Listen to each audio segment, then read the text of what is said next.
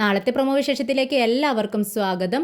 അങ്ങനെ നമ്മുടെ മനു രാവിലെ തന്നെ കടപ്പാട്ടൂർ വീട്ടിലെത്തുന്നു. മനുവിനെ കണ്ടതും അലിനെ ചിരിയോടുകൂടി ഗുഡ് മോർണിംഗ് മനുവേട്ട എന്ന് പറയുമ്പോൾ വെരി വെരി ഗുഡ് മോർണിംഗ് എന്ന് മനുവും പറയുന്നുണ്ട്. മനുവിന് ഭയങ്കര സന്തോഷമാവുകയാണ്. പിന്നീട് നമ്മുടെ ഗ്രേസിയ രേവതിക്കുട്ടിക്ക് ഒരു ഫോൺ മേടിച്ചു കൊടുക്കുകയാണ്.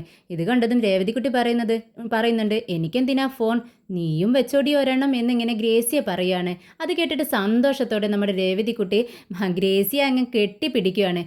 ഗ്രേസിയക്കാണെങ്കിലും രേവതിക്കുട്ടി ഇങ്ങനെയൊക്കെ ചെയ്യുമ്പോൾ ഭയങ്കര സന്തോഷമാവുന്നുണ്ട്. പിന്നീട് അലീന രേവതിക്കുട്ടിയെ കാണാൻ വേണ്ടി പോവാൻ 2 ദിവസത്തെ ലീവ് നമ്മുടെ വൈജയന്തിയോട് ചോദിക്കുകയാണ്. 2 ദിവസത്തെ ലീവ് കൊടുക്കാത്ത എന്ത് ജോലി ഈ ലോകത്തുള്ളതെന്ന് അലീന ചോദിക്കുന്നുണ്ട്. ഓ, നീയപ്പോൾ വാദിക്കാനും അവകാശം ചോദിക്കാനൊക്കെ തുടങ്ങി അല്ലേ എന്ന് വൈജയന്തി അലീനയോട് ചോദിക്കുകയാണ്.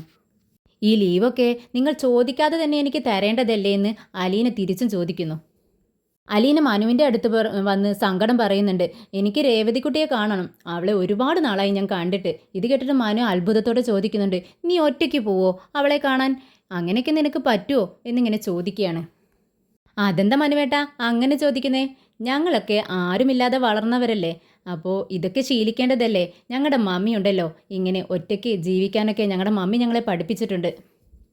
ഓർഫനേജിലായിരിക്കുന്ന സമയത്ത് എനിക്ക് കൂട്ടി എൻ്റെ രേവതിക്കുട്ടിയായിരുന്നു. ഞാനും അവളും കൂടിയാ എല്ലാ സ്ഥലത്തും പോയിരുന്നത്. എനിക്കവളെ കാണണം, കുറച്ച് ദിവസമായി എനിക്ക് കാണാൻ വേണ്ടി കൊതിയാവുന്നു എന്നൊക്കെ പറയാണ് നമ്മുടെ മനു. ആണെങ്കിൽ അലീന പറയുന്നത് വളരെ സന്തോഷത്തോടെ കേട്ടി നിൽക്കുന്നുണ്ട്. ആരുമില്ലാത്തവർക്കും ജീവിക്കേണ്ട മനുവേട്ട എന്ന് അലീന ചോദിക്കുന്നു.